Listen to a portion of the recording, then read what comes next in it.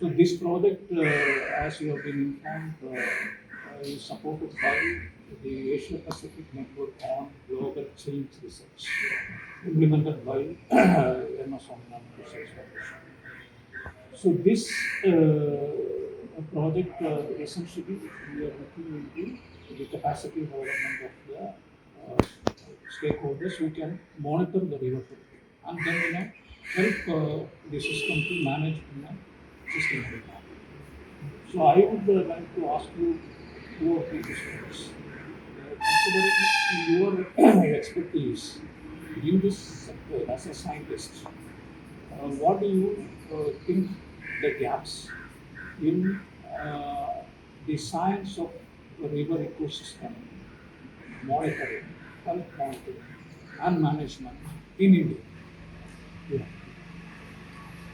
First of all, I thank you people, particularly Sir you, for inviting me to this training program, national level training program, which I consider is a very important program because this kind of uh, initiation is required for reviving the reversibility.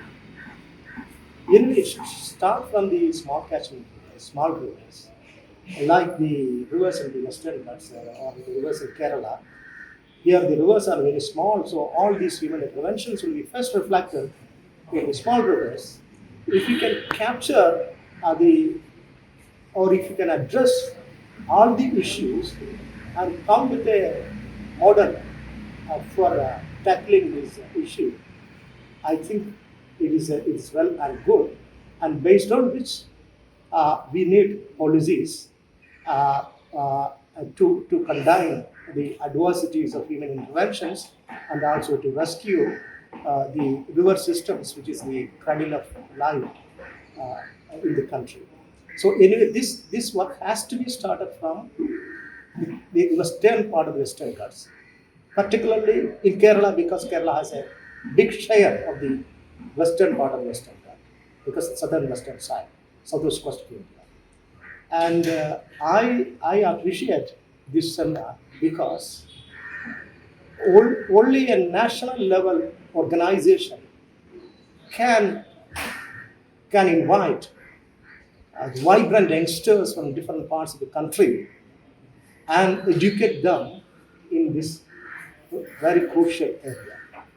Because, as I mentioned in my talk, after independence, of course, the people were mainly in agricultural, agrarian sector.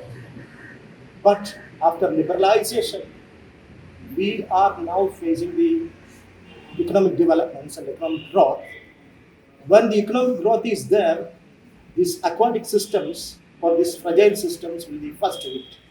And first in the small rivers, where you are conducting this kind of experimental analysis, if you can come with a model case studies, or if you can work like this, uh, if you can select an individual river or individual watershed from the upstream, midstream, and downstream, or the whole river, you can project and you can showcase to the world that and if you can work simultaneously work through school children or college students or local people and NGOs and government organizations, because you are a very important organization in R&D sector who can actually work with the NGOs, with the government sector and the global partners, and you can come with a model, you can create a model, and that model can be showcased, based on which you can come with policies and other things. And I consider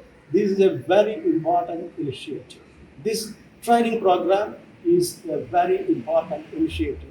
One means now, I worked in the Kerala rivers for the past 25 years, so I got experience in different aspects, but I got complete enjoyment when I presented this kind of thing in a good audience where all your invited uh, participants or students or who are all working or officers at different level, they are all very enthusiastic and they have to they have an urge to revive the river ecosystem to the maximum possible level to protect the systems. Now, so I consider it's a very important, and I thank MS Swaminathan Research Foundation for giving this opportunity and share my ideas.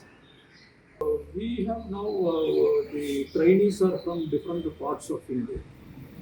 If you see now, you said about the small rivers and medium rivers and large rivers, and you cannot have a kind of one size fits for all, because you need a location specific action in case of river health management. Do you think so? In the sense, Western Ghats management of rivers should be different from, say, Himalayas. You said about the peninsular India is a landlocked region where your management approach should be different. What sort of do we have such kind of a differential but integrated approach in India? It's a very good question, very, very interesting question. So we have different types of people, but for human beings there will be some unities, there will be differences. But if you are scientifically analyzing, for humans there are certain specific properties other than that the other organisms. Likewise, rivers will have difference in different regions, maybe draining to the arid region or humid regions or highland, midland, lowland. So that difference will be there. But segment-wise you can analyze, and you can integrate the segment-wise in a good statistical way for the entire river basin. And if you want to really tackle the issue, as I mentioned in my talk, the in-stream related studies or initiating, you can take one bit from one segment from the downstream side, one segment closed boundary with boundary condition. Best you take a watershed, some boundaries are required. So from the midstream you take a particular unit, and upstream you take. So for initiating, you can take 3 watershed or segments representative and you can study. Simultaneously, you should have mechanism to study the entire basin, but it will take time. But before that, initially you talk with one watershed, maybe upstream or downstream or midstream. Midstream you take, it will have some features of the upstream and some features of the downstream. Then work on it and come with a health analysis for the midstream. Then simultaneously you can work on the upland and downstream side, single units. Then definitely parallelly you can work another team can work on the entire river. So you will get a feature, river health status. For example, in my talk, I have given based on qualitative information. I have given which is the position of Pampa, which is the actual goal. If you are coming with the data also, little bit change will be there, but my information, my experience, my expertise, based on that only I put it. Likewise, you can integrate on a river basin mode. So if you are talking with the politicians or the decision makers at different levels, you can showcase the watersheds initially. Then you can talk with the highland, midland segments. They will get an information. They are also intelligent. They will grasp the things. Then simultaneously, if your entire basin analogy is ready, you can showcase that. So then definitely they will be convinced that they will ask for some solid legislation, policies, framework or some other thing to contain the situations. And here many participants are here from different states. You can establish the networking and connectivities every month or in an annual way. You can give messages and you can link and you can operate in different parts of the country. Likewise, you can replicate at one time. It will come up.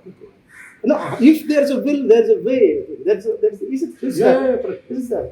Follow that. Yeah, definitely. I think anyway, I'm very happy that you initiated this program on the river bank of Pampa, where legendary voluntary organizers, people like N.K. Sukumaran Nair, they spend their lifetime. So this river is comparatively healthy.